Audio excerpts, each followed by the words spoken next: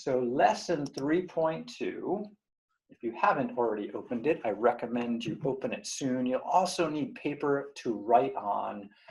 This is me going through pretty much the whole thing. You could check out later, or maybe you've already checked it out. That's why I was 1 minute late. I was watching the video. Yeah, and that's what we're going to do together in class today. So every lesson starts the same way. I have, these are the things we're going to learn about and kind of education speak up there. It's worth reading those. And then the problem that we're going to work on. Some lessons have more than one problem. This one just has one problem to work on.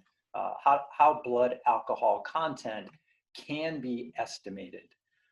So the first part here just asks us to think a little bit about blood alcohol, but at first I need to say a couple of things about BAC. So what does it mean? So BAC, sometimes I just use the letter B for it, is blood alcohol content.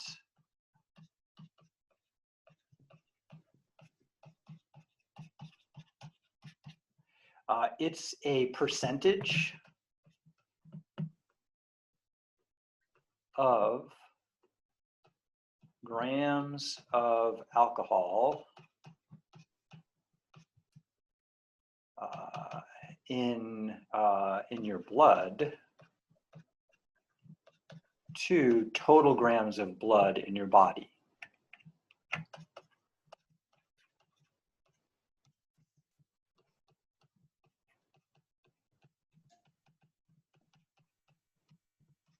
So I'll just give an example of BAC and then relate it to, say, me.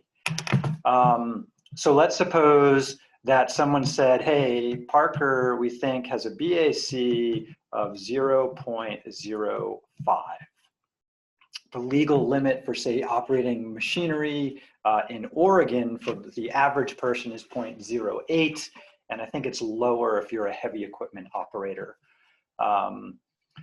And what this really means, we say it's 0.05, right? So I might say 0.05, but that's slang for one. It's really 500ths, and it's also a percent. So this really means 0.05%, but we leave off the percent in our common way of talking about it. So the proper way to read that would be 0.05 of a percent.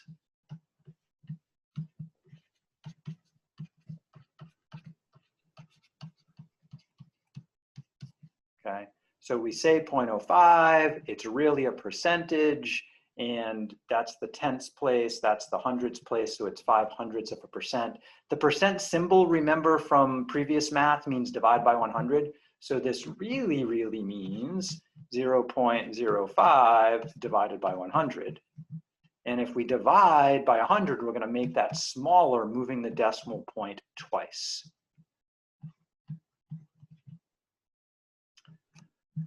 So I shifted twice because I divided by 100. If you don't believe me or you're having a slow noon, then whip out a calculator, like my favorite Google calculator, and take 0.05, divide it by 100, and hope it's a good day. Yeah, 0.3 zeros, then the 5, like I wrote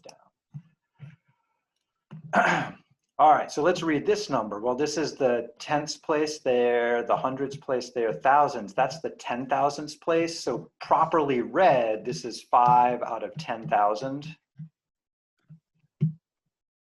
I am a 150-pound male, which means that the amount of blood in my system is somewhere between 5,000 grams and 6,000 grams. Let's, for ease, make believe mine is 5,000 grams. So if we were to compare this to Gary, right, me, let's say I have 5,000 grams of blood, to keep it simple, in my body. Since I cut the denominator in half, I would also have to cut the numerator in half. So that would be 2.5. So if I had a BAC of 0.05, what does it mean? So if Gary has a BAC 0.05. This is what it really means. And if I break it down to the definition, like grams of blood in my body, then if Gary has a BAC of 0.05, then he has about 2.5 grams of alcohol in his bloodstream. There's going to be a homework question like this, so I hope you wrote this down.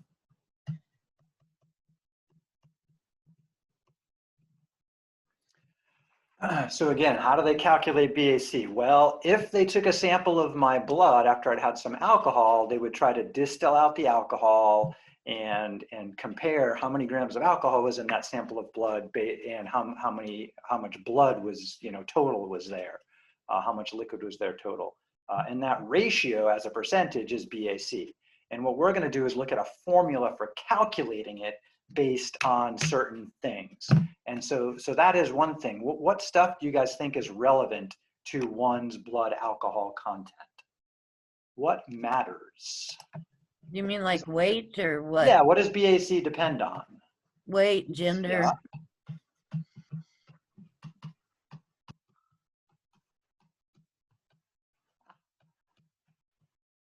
And on, so we got weight, we got gender.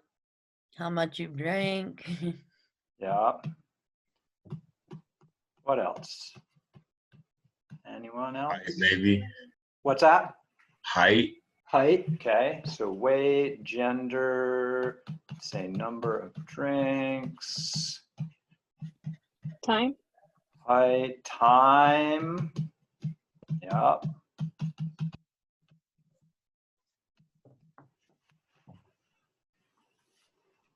Anything else you can think of? Amount of alcohol being consumed. Yeah, so that's what I meant here by the number of drinks. And that's another thing. It's like, yeah, more specifically, amount of alcohol might matter more because not all drinks have the same amount of alcohol. Okay, those are good. Some people think experience matters, but it doesn't. Some people are better at masking the effects of alcohol, like slow reflexes, for example. And maybe a little of that comes with practice, but bottom line is alcohol diminishes the way your brain works and your reflexes and all that, no matter how much you drink. So I don't think experience matters. Yeah, those are all good things that matter. All right, so there's a couple questions here to think about. Like if you drink more drinks, your BAC would be higher. Yeah, more you drink, higher the BAC, more alcohol in your blood. If the time since your first drink was longer, your body is metabolizing that alcohol. So I think we would expect the BAC to be lower. And if you weighed more, your BAC would be lower, higher, doesn't Lower. influence, lower. Yeah, so if I have a beer and a friend of mine who weighs, I weigh 150, friend of mine who weighs 250, he has the same beer, who's going to be more affected? Well, I am, because I have less blood to deal with that alcohol. So if you weigh more, your BAC should be lower. All right, woohoo, green check marks. Moving on to the next page. So on this one right here, I'm going to get us started with the equation, and then I'm going to split us up where you guys can check your answers on the rest of this right here. A warning I mentioned last time, when you do create a graph with this system, this little button here shows 2 points. Only use 2 of the points you calculated to make this graph when you do it. You're not going to use all of them. So although in the table we'll have 3 points, and maybe on paper even more, when it comes to putting it on the computer, only 2 points. Okay, so here is the blood alcohol equation. So I'm going to put it in my notes and talk about it a little bit, and then we will run a calculation for a specific individual, and then we're going to break out into groups. So I've got my notes there, new page. So this is lesson 3.2, and we have that the BAC is equal to negative 0.015 times T plus 2.84 times N divided by W times G. And so just breaking it down again, and although it's in the notes, I always find that it's good practice for me to rewrite stuff like that because it helps cement it in my brain and remember it more. So I recommend writing this stuff down, but it's up to you. So this is the blood alcohol content.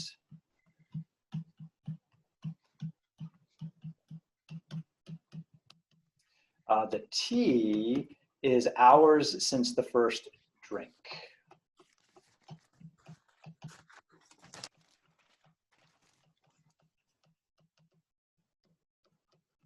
N is number of standard drinks.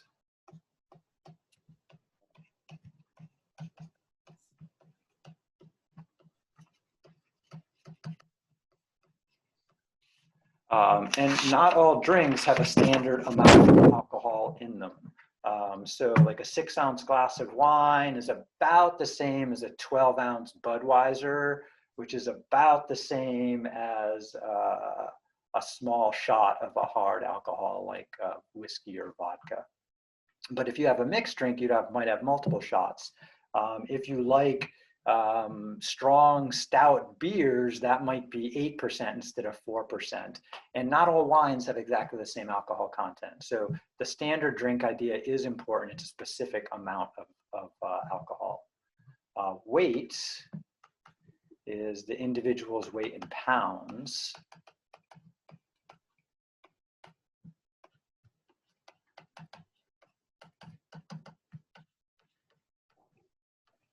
So if we were in another country where we don't measure in pounds, we measure in kilograms, the formula would look a little bit different. That'd be a different number than 2.84 up there.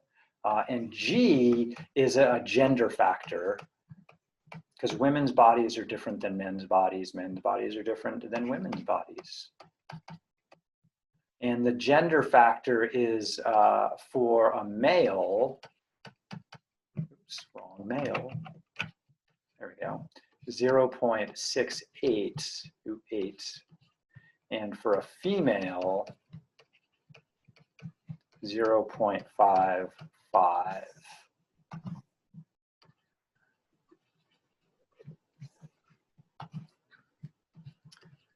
And so for the first assignment, this lesson, we'll all work on the same person. In the homework, you'll have different genders, male versus female, different number of drinks, different time that we'll analyze. So let's take a look at our, oops, button, that one, what we're gonna do. So I'm gonna skip this question for the moment. We'll check on that in a minute. But we want to, what I wanna do now with you is do question 3, is where consider we have a male student that has 3 beers, weighs 120 pounds. We wanna clean up the equation for this person. So we got a male, 3 beers, 120 pounds is what we have. So we have 3 of the 5 variables to fill in for our equation. So new page, we have a male, which means we're going to use the 0.68 for G. We have N equals 3 for the beers. And then we have a weight of 120 pounds. And so if we rewrite the equation with that information, we're going to get B equals, the beginning doesn't change,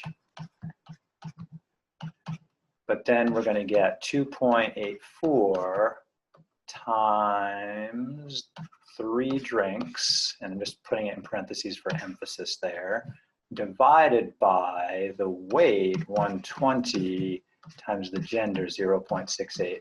So what I need you all to do right now is calculate on your calculator, what is the value of that fraction?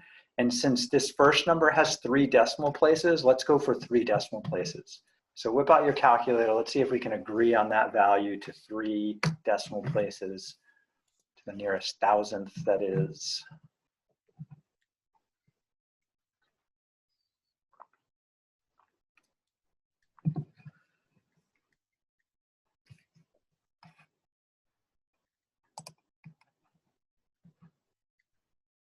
And either speak or chat if you got a value.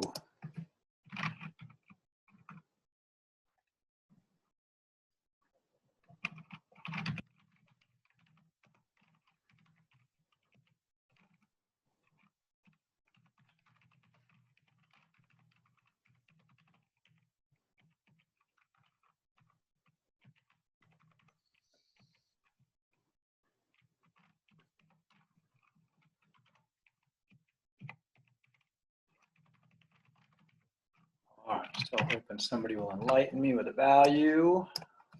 I don't think mine's right. I got 0.03328. Okay, that doesn't sound like the one I was expecting, No. but we'll troubleshoot it. Anyone else? I got 0.104412. I guess you have to. That sounds more like it. Yeah. So I'm gonna do this in a couple of ways.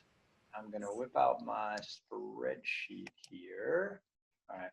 So on my spreadsheet, I typed the drinks as 3, the weight is 120, and the gender is 0.68. And then I can use this cell down here as a calculator. If you want to calculate on a spreadsheet, remember you type equals first. And then I have to keep in mind, where do I need parentheses and where not? The usual rule is if a fraction has a complicated numerator or denominator, put it in parentheses. So I'm going to go parentheses for the numerator, and I take my 2.84, which isn't on the screen, times 3 drinks, and then I close the parentheses for the numerator. On a computer, the slash is divide, and then parentheses for the denominator because it's complicated. And then on a spreadsheet, I just click on that number, asterisk for times, and then click on the next number.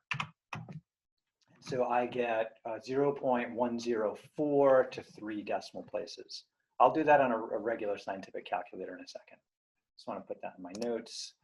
So I cleaned this up as much as I can, which is that fraction right there. And that appears to be approximately 0.104. And then I just fill in the rest of it. Now, something to think about right here, you may remember in a past class, the equation y equals mx plus b. I talked about it the other day. This equation fits that form where I have some variable out front, I have a number times another variable, and I have some other variable added on. This number b right here is often called the y-intercept. Sometimes we call it the starting value or initial value.